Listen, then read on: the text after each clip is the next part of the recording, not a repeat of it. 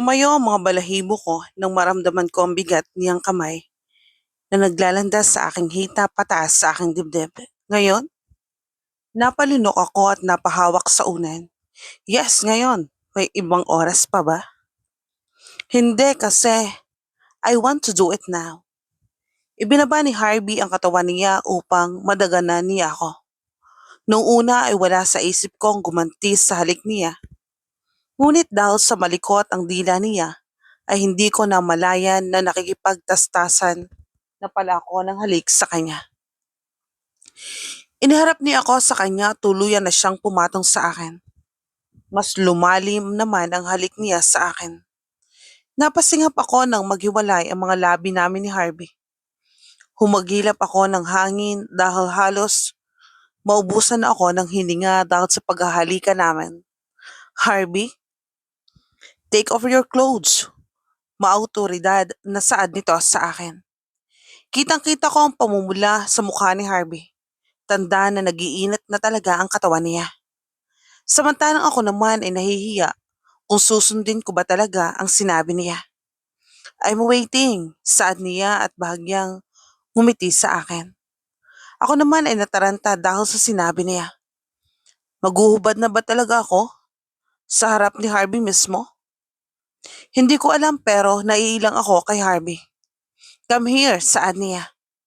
Hindi ako makagalaw kaya siya na ang lumapit sa akin at hinawakan ang dulo ng damit ko upang hubarin iyon. Hinawakan ko ang kamay niya at pinigilan siya ngunit natigilan ako sa sinabi niya. Behave, hindi na ako tumutol at hinayaan siya na mahubad ang damit ko. Inuna niya ang t-shirt na suot ko at sumunod naman ang maikling short ko. Hanggang sa bra at panty na lang ang tanging suot ko. Napatitig ako kay Harvey habang hinihimas niya ang dibdib ko. Sobrang seryoso rin, roon at nakafocus. Sunod na ginawa niya ay hinimas ang ibang parte ng katawan ko at hinalikan muli ako. You're in trouble now, bulong ni Harvey sa tenga ko kaya naman nagtaka ako. Bakit? Basta. Nagsimulang bumaba ang halik niya papunta sa aking leeg na naging dahilan upang mapahalingin ako dahil sa kiliti. Lumabalabas na rin sa bibig ko ang mga mahinang ungol. Bumabas ang halik niya sa dibdib ko. Laking gulat ko nang sirain niya ang bra ko at walang pag-atubiling hinibas ang dibdib ko sa pinaka-agresibong paraan. Hinalikan niya ito ng marahan at saka niya inilabas ang dila upang dilaan iyon. Habang ginagawa niya iyon, nakatitig siya sa akin. Magkatitigan kami kaya naman mas lalo akong namasa. Habang hawak niya ang kabila kong dibdib ay ang isa naman ay dinidilaan niya. Hindi ko may paliwanag kung gaano kasarap ang dulot noon sa akin. Pakiramdam ko ay mas lalong namamasa ang aking pagkababae. Harvey, wag! Halos hindi ko nasabi ang gusto kong masabi dahil sa ginawa ni Harvey. Bumaba siya sa may pagkababae ko at itinapat ang mukha niya doon. Balak niya yatang, no, I'm supposed to be making you feel good. Saad ni Harvey at hindi nagpaawat sa ginagawa niya. Marahas na hinubad niya ang panty ko. Nung una ay tinatakpan pa ko pa ang gitna ngunit agresibong kinuha niya ang kamay ko at hinawakan iyon upang malaya niyang magawa ang gusto niya. Hinahalikan, nilalaro at dinidilaan ni Harvey ang gitna ko. Nagpupumiglas pa ang katawan ko dahil sa kiliti na nararamdaman, ngunit si Harvey patuloy lang sa ginagawa niya. Sunod-sunod na bulong ko habang pilit na hinihinaan ang boses ko. Bahagyang lumakas pa ang pag-ungol ko. Iyon ang nagdala ng kakaibang pakiramdam. Nagugustuhan ko ito. You like it? When I do this, huh? Harvey said while doing that thing. Nagpatuloy lang siya sa pagsipsip noon hanggang sa naramdaman ko na ang langit. Nagulat ako nang tumayo siya at nagubad sa harap ko. Pagod na umupo ako at nanghihina na tumingin sa kanya habang nagtataka. Pagod na ako. Anong ginagawa mo? Hindi pwedeng ikaw lang masisihan, no? Sinugod ako ni Harvey ng halik at muling inihiga niya ako sa higaan. Kinuha niya ang dalawang kamay at tinaas iyon upang hindi ako makapalag sa halik niya. Hanggang sa makaramdam ulit ako ng pamamasada sa ginawa niya.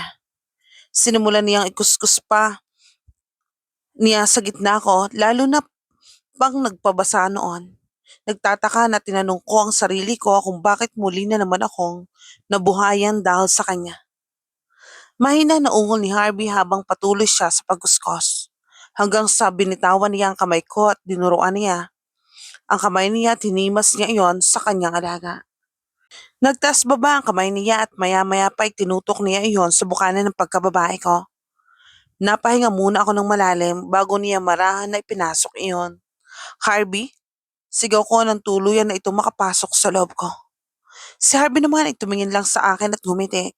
Ilang segundo pa ako nagtataka ngunit laking gulat ko lang nang bigla itong gumalaw sa harap ko. Dahilan upang mahigit ko ang hininga ko. Harvey, ang sarap. Noong una ay dahan-dahan lang siyang gumagalaw ngunit habang patagal ng patagal ay pabilis ng pabilis na rin ang galaw niya. Please don't stop, saad ko nang maramdaman ko na mararating ko na naman ang sukdulan ng katawan ko. Maya-maya pa nilabasan na naman ako sa pangalawang pagkakataon. Saglit na tumigil si Harvey sa harap ko. Hinimas niya ang mukha ko at pinunasan ng pawis na tumutulo doon kahit na naka-air condition ng kwarto. Marahan na hinalikan niya ako sa noo at dahil doon ay napangiti ako. Maya-maya ay minulat ko ang mata ko nang nag-angat ulit ng katawan si Harvey. Hindi ka pa rin tapos? Hindi ako nito pansin at hinugot niya ang alaga niya sa akin. Matigas pa rin ito at mukhang galit na galit. Ibinuka niya ang hita ko at muling pinasok niya iyon sa akin. Muli naman akong nanginig dahil sa pangatlong pagkakataon, nilabasan na naman ako. No, when I told you you're not in trouble, I mean it. Nagsimula muli siyang gumalaw sa ibabaw ko. Bawat galaw ay mabilis ngunit madiin at sagad rin. Walang ibang kumawala mula sa aming dalawa, kundi hindi ungo lang. Samantala pilit kong pinipigilan ang sarili dahil baka may ibang makarinig sa amin. Harvey, tigil, why? Oh, I will come again. Napahawak ako sa dibdib ni Harvey at pilit na pinapaalis siya mula sa ibaba ko ngunit hindi yon magawa. Masyado na akong pagod. Pakiramdam ko rin ay nasa gitna ko ay bibigay na. What? Why? Anong why? I can't. Sobrang pagod na ako. Reklamo ko ngunit si Harvey ay tuloy pa rin sa paggalaw. You can't do this to me. You already done. At ako, hindi pa. Nalaki ang mata ko dahil sa sinabi ni Harvey. Seriously? We've been packing for almost 40 minutes now.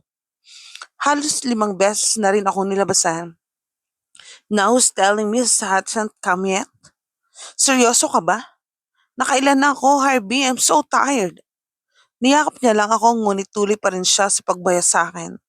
Halos hindi ko na nga maramdaman ang ibaba ko. Ang tanging nararamdaman ko na lang ay lalabasan na muli ako. Just wait till I come. Mas lalo pang bumilis ang pagbayo sa akin ni Harvey.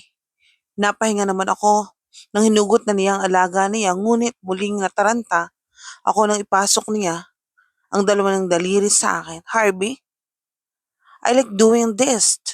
I know you like it, she said. Habang ako naman ay hindi makapalag sa ginagawa niya. Pagod na ako ngunit ang katawan ko naman ay nabubuhayan pa rin. Pagod na ang katawan ko ngunit hindi ko alam ang nangyayari dahil hindi ito makahindi sa ginagawa sa akin ni Harvey ngayon. Stop! Hinugot ni Harvey ang daliri niya sa akin.